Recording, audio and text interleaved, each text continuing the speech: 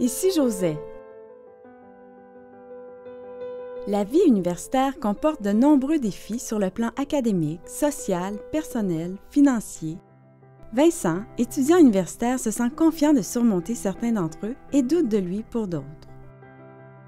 Avoir confiance en soi, c'est croire en sa capacité de réussir ce qu'on entreprend. Il est tout à fait normal et même sain de douter de soi devant une situation nouvelle. Cela permet de se préparer à y faire face. Vincent redoute les travaux d'équipe.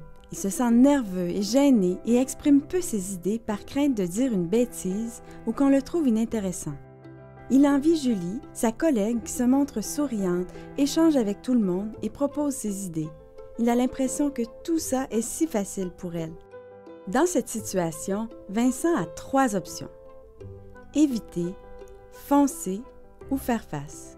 S'il choisit de quitter l'équipe ou encore de rester sans vraiment prendre part aux échanges, Vincent demeure dans sa zone de confort.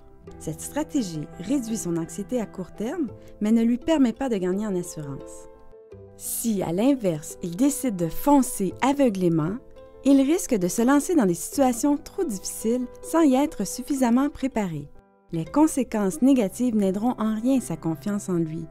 Si Vincent choisit de se pratiquer et de prendre des risques, tout en respectant son rythme, il pourra s'améliorer.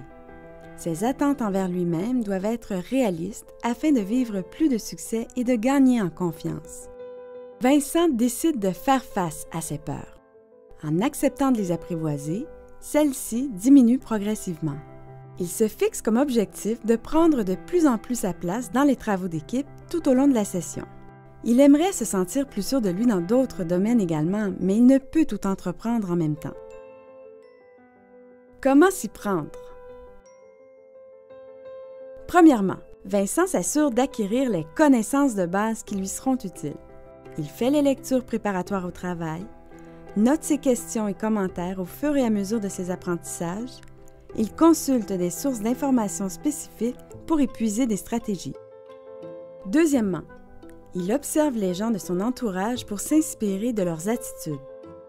Il regarde comment Julie arrive à transformer sa nervosité en action, à prendre des initiatives, à se donner le droit à l'erreur.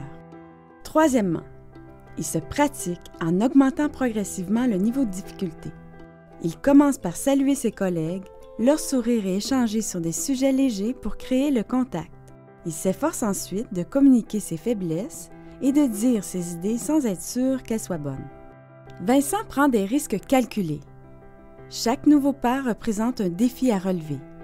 Il doit tenir compte de son niveau d'habileté actuel afin que le risque demeure tolérable, ni paralysant, ni destructeur. Tout au long de ce parcours, Vincent utilise son journal de bord pour y noter ses découvertes.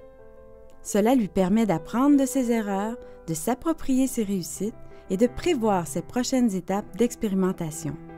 Au besoin, Vincent va consulter un professionnel pour de l'aide supplémentaire. Peu à peu, Vincent prend plaisir à participer lors des rencontres d'équipe, même s'il n'arrive pas toujours à développer ses idées aussi bien qu'il le souhaite. Il prend le temps de savourer chaque succès ou encore de récupérer après une expérience difficile. Et oui, Vincent se donne enfin droit à l'erreur. Il est fier d'oser et voit chaque nouvelle rencontre comme une occasion de gagner en assurance. Et voilà que Vincent se sent prêt pour son prochain objectif.